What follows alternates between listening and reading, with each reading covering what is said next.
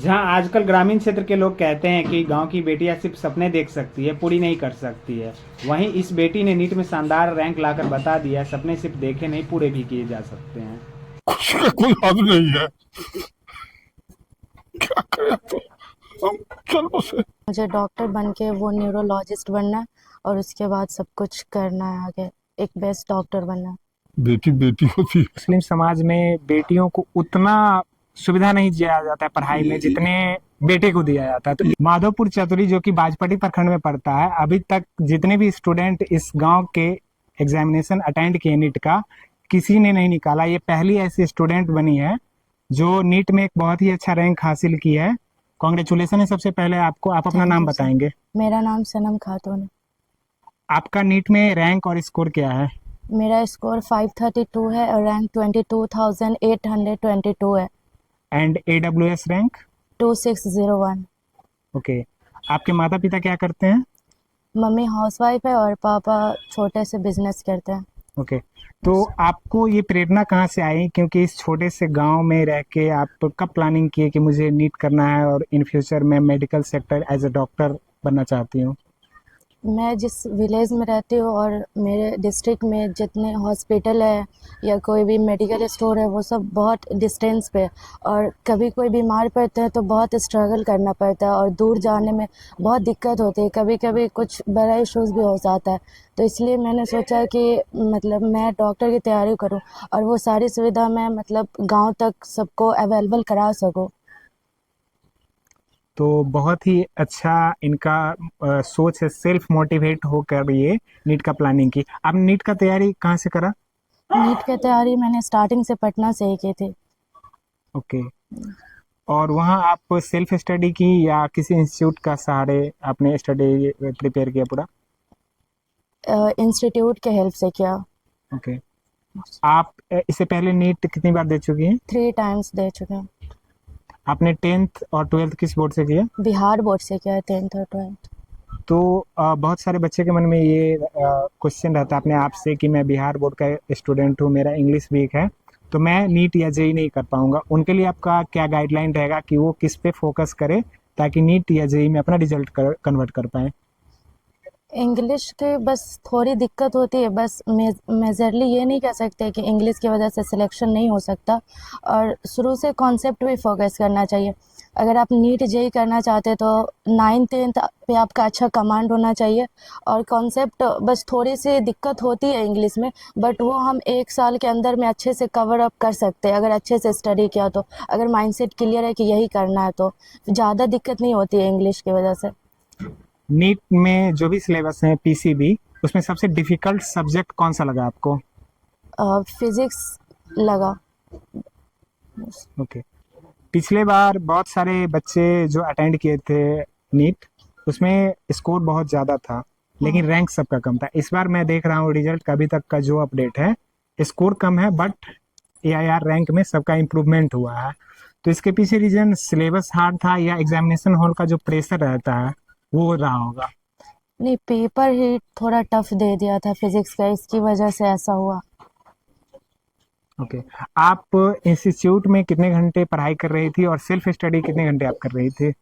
Self study 8 to 9 our और उसके अलावा बाकी टाइम में कोचिंग रहती थी। उसके बाद फिर यही शेड्यूल रहता था कि कोचिंग की टाइमिंग थी 3 से लेकर 8:30 तक।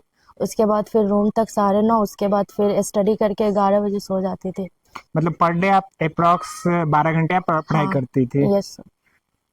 उन बच्चों को क्या संदेश देना चाहेंगे जो प्लानिंग कर रहे हैं नीट या जेई का? तो उनको किन किन चीज़ों से दूर रहना चाहिए और वो अपने इस स्टार्टिंग जर्नी में किन चीज़ों पे फोकस करें? फिर दूर तो सोशल मीडिया से सबसे पहले रहनी चाहिए, क्योंकि सबसे बड़ा डिस्ट्रैक्शन हम स्टूडेंट के लाइफ में यही होता है। और फोकस उसे शुरू से ही करनी चाहिए। अगर वो प्रिपरेशन करने चाह रहे हैं नीट या जेई के, तो पहले तो क्लियर होना चाहिए कि उसे वही करना है। उसके बाद सब कुछ ऑटोमेटिक ठीक होने लगती है अगर आप वही करना चाहते हैं और उस पर फोकस कीजिए। जो क्लास में पढ़ाई होता है उसे आप पर डे कीजिए। एक दिन भी इधर उधर कर देने से फिर पूरा बिगड़ जाता है। सेल्फ स्टडी उतना ही मैटर करता है जितना कि हर एक सेल्फ स्टडी को भी रिवाइज लोग करे, हाँ। रिवाइज करे। हाँ। पर डे जो पिछले एक दिन पहले हो चुका है वो भी पढ़े, और जो हो गया वो भी। ऐसे नहीं कि बस पढ़ते जा रहे, पीछे का कुछ नहीं कर रहे। रिवीजन तो सबसे मस्ट है नीट जेई सिलेक्शन में। ओके।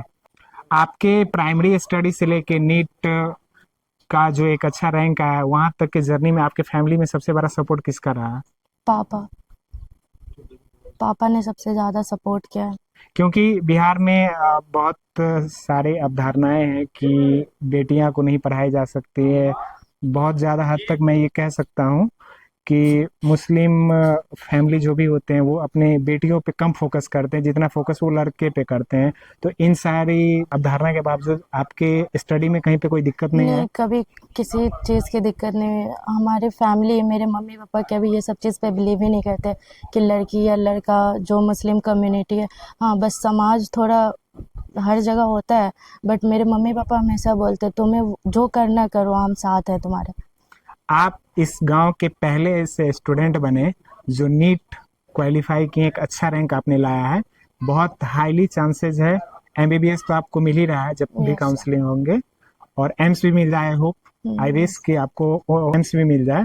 तो आपका जब रिजल्ट आया उस समय का आप खुशी बताएंगे? उस समय यकीन नहीं हुआ था कि सच में मेरा हो गया, बिकॉज पेपर बहुत टफ था। तो कहीं ना कहीं एक नेगेटिव था कि पिछले बार इतना मार्क्स ला कर भी नहीं हुआ, तो इस साल तो पेपर अच्छा ही नहीं गया। तो फिर बहुत रोना आ गया रैंक देखकर। मार्क्स देखे तो थोड़ा सैड हो गए, बट रैंक देखा तो फिर लगा कि हाँ, सब कुछ सही हो गया। बट यकीन नहीं था कि सब कुछ सही हो जाएगा। बिहार वो स्टेट है जहाँ पे मेडिकल फैसिलिटीज बहुत हाईली स्तर पे नहीं अवेलेबल है। जो भी छोटे गांव सब होते हैं वहाँ पे तो बिल्कुल ही ना के बराबर ऑप्शन होते हैं। वहाँ पे जो भी क्रिटिकल केस आते हैं जब तक वो डिस्टेंस पे पहुंचे वहां तक रीच करे, एक तो करप्शन का शिकार हो जाता है पहली।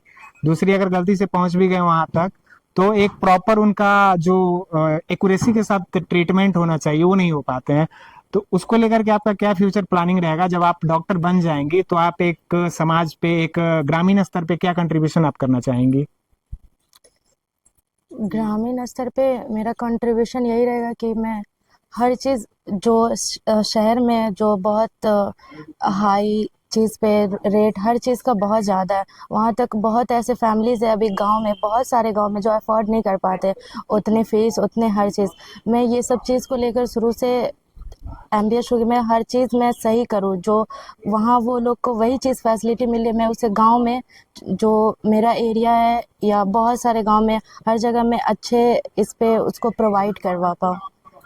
मेरा एक ड्रीम है कि जब मैं डॉक्टर बन जाऊँ, जिस पोस्ट पे मैं जाना चाहती हूँ चली जाऊँ, सब कुछ स्टेबल हो जाओ।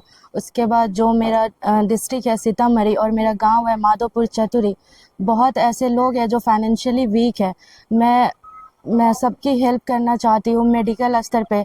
लाइक अगर वो नहीं अफोर्ड कर पा रहे हैं, मैं फ्री में सब कुछ सबकी हेल्प करना चाहती हूँ, फ्री में इलाज करना चाहती हूँ, हर चीज़ करना चाहती हूँ, सबकी मैं हेल्प करना चाहती हूँ। मेरा ये ड्रीम है शुरू से ही।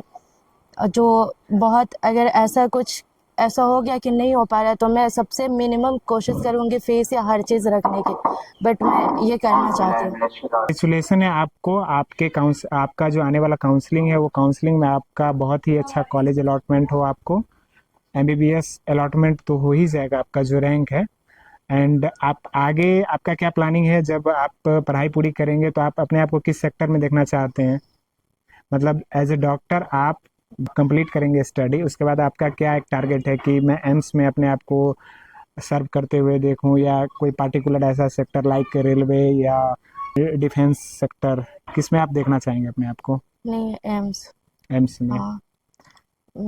मेरा है कि मुझे डॉक्टर बन के वो न्यूरोलॉजिस्ट बनना है, और उसके बाद सब कुछ करना है आगे, एक बेस्ट डॉक्टर बनना है। कॉन्ग्रेचुलेसन है आपको आने वाले फ्यूचर के लिए, काउंसलिंग के लिए। बहुत बहुत आपको शुभकामनाएं हमारी पुपड़ी पेज के टीम की तरफ से। Thank you.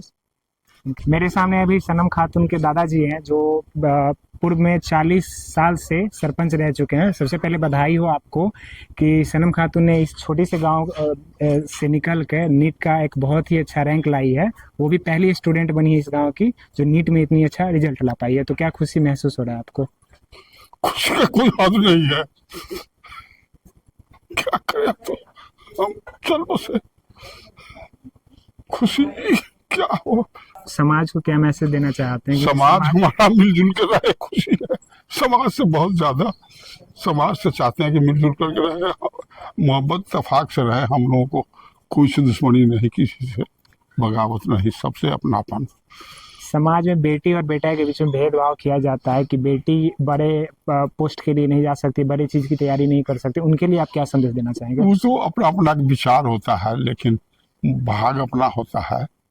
लड़की बेटी अगर चाहे तो आज पायलट भी है, डीएम भी है, बहुत कुछ है, कुछ की कमी नहीं है। बेटी बेटी होती है, किसी की भी बेटी हो, किसी समाज की बेटी हो, बेटी बेटी होती है। ये बेटी है कोई एक की नहीं, इस इलाके के समाज की बेटी है। मुस्लिम समाज में बेटियों को उतना सुविधा नहीं दिया जाता है पढ़ाई में जितने बेटे को दिया जाता है, तो इस पे आप क्या कहना चाहेंगे? इस पर यह है अपना अपना पढ़ने वाले का विचार होता है। इन लोगों का अपना विचार था कि हमको ये करना है। हमारी बच्ची है एक, इसकी फूफी है, वो अली यहाँ यूपी में एडमिशन लिया है, और उससे हम कहा कि हाई स्कूल में ज्वाइन करवा देते हैं। कहा कि नहीं, हम कॉलेज में ही कभी कहीं इंस्टीट्यूट में हम कोई कॉलेज में ही प्रोफेसर बनेंगे। तो मतलब आपके फैमिली की तरफ से पूरी सपोर्ट रहता है, चाहे बेटी हो या बेटा हो, सबको फुल सपोर्ट है फुल पढ़ने में? सपोर्ट हमारे घर में अभी तक है। वो लड़का देखते हैं, वो पोता है, वो इंजीनियर बनने जा रहा है इलेक्ट्रॉनिक का। बहुत बहुत धन्यवाद है, बहुत बहुत आपको शुभकामनाएं हैं कि आपके पूरे परिवार में एक शिक्षित परिवार और एक विकसित माइंडसेट के आप लोग हैं, क्योंकि पढ़े लिखे परिवार ही देश को और समाज को आगे बढ़ाने का काम करेंगे। हाँ, तो चाहे बहुत बहुत बेटा हो या बेटी हो, बिल्कुल